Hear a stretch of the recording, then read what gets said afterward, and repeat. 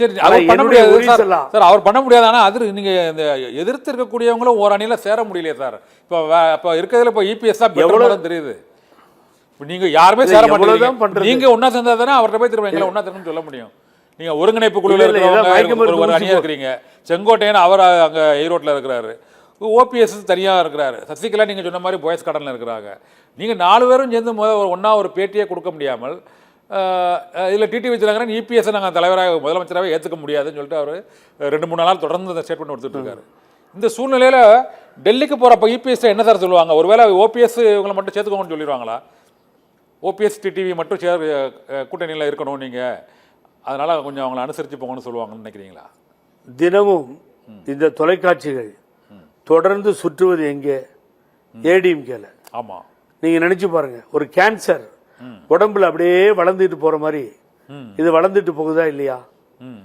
இந்த நிலைமை ஏடிஎம்கே ஏற்படுதா இல்லையா? டிவி வேற எதையாவது பத்தி பேசுதா?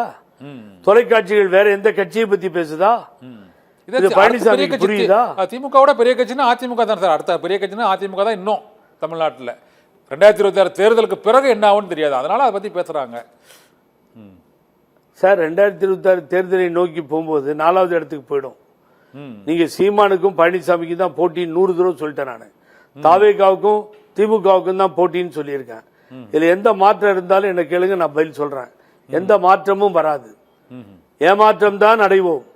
எல்லோரும் ஒன்னா சேரலனா எங்கேயாவது நல்ல டாக்டர் கிடைச்சா கூட்டு போய் மயக்க மருந்து கொடுத்து ஓபிஎஸ் சசிகலாவை, அப்புறம் யார் இருக்காங்க இன்னும், நாங்கெல்லாம் இருக்கோம், நாங்கெல்லாம் வந்துடுறோம்.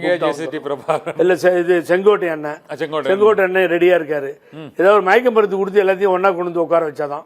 அப்படி கண்ணு திறந்து பார்த்தா இது என்ன நடக்குது அப்படின்னா, எம்ஜிஆர் அம்மாவை படத்தை காமிச்சு இப்படி பண்ணாதான் பண்ண முடியும் போல் இருக்கு. தொண்டர்கள்லாம் ரொம்ப வெறுத்து மயக்க மருந்து யாரையும் ஒன்றிணைக்க முடியாதுன்னு நினைக்கிறேன். அதுக்கு அதிருப்தியாளர்களை மயக்க மருந்து கொடுக்காமலாம் இவங்களை யாரையும் ஒன்றிணைக்க முடியாது. அவர் முடிஞ்சிட்டு நேரா இங்க இருந்து மதுரைக்கு பாரிஸ் போய், பாரிஸ்ல இருந்து தேனிக்கு லண்டன் போற மாதிரி பிளைட் பிடிச்சு போயிடுறாரு.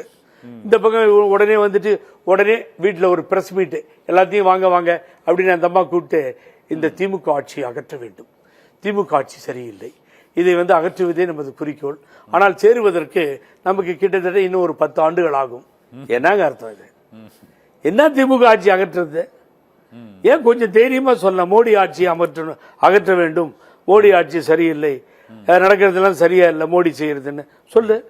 தைரியம் இருந்தா சொல்லு, ஏன் சொல்ல மாட்டேன்ற? எப்ப பாரு இந்த ஆட்சி அகற்றணும், இந்த ஆட்சி அகற்றணும் அப்படின்னு சொல்லிட்டு திருப்பி உள்ள போயிடுறது. என்னங்க அது சார், உண்மையை பேசுறேன் சார். கட்சிக்காரங்களுக்கு புரியும், மக்களுக்கு தெரியும். ஒற்றுமைன்ற வார்த்தைக்கு அடையாளம் தெரியாது. அடையாளம் தெரியாமல் நம்மை நடத்தி அனாதையாக்குகிறார்கள் சார். ஓகே சார், ரொம்ப கஷ்டமா இருக்கு இது.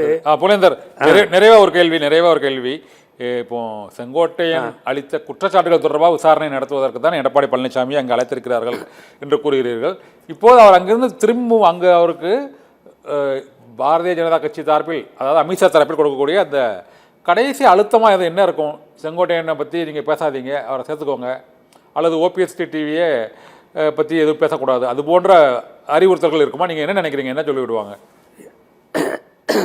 பழனிசாமி டெல்லியில் அடிக்க மாட்டாங்க, அதுக்கு வேணா நான் கேரண்டி தரேன்.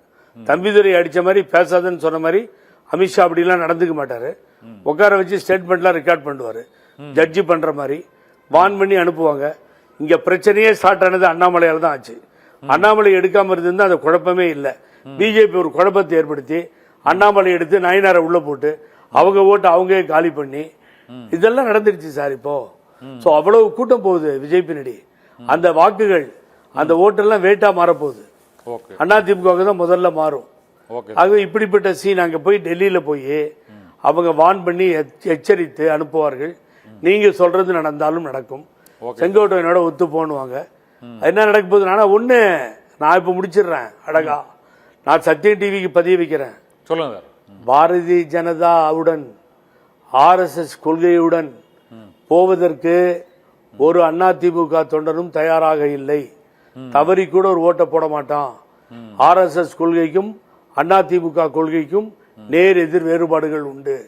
ஆகவே நாங்கள் சேர மாட்டோம். வேணா அவங்கள சொல்லுங்க. தந்தை பெரியார் வாழ்க, பேரறிஞர் அண்ணா புகழ் ஓங்குக, புரட்சி தலைவர் எம்ஜிஆர் வாழ்க, அம்மா வழி வந்தோம் அப்படின்னு சொல்லுங்க. கலைஞர் கூட சேர்த்து சொல்லுங்க. அவங்க சொல்லுவாங்களா? நாங்க ஏன் ஆர்எஸ்எஸ் பின்னாடி போகணும்? அவசியம் இல்லை. எங்களுக்கு சிறுபான்மை மக்கள் அவர்களை பாதுகாப்பது, எங்களுக்கு அந்த கொள்கையில் உடன்பாடு இல்லாதவர்கள் நாங்கள். திராவிடன் ஐடியாலஜியில் வந்தவங்க, திராவிட இயக்கத்தை சார்ந்தவர்கள். மோடி வேணா கூப்பிட்டு யார் வேணாலும் அட்ஜஸ்ட் பண்ணிக்கிட்டோம்.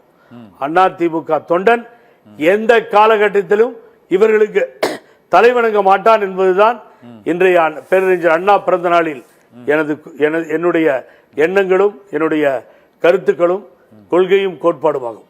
ஓகே.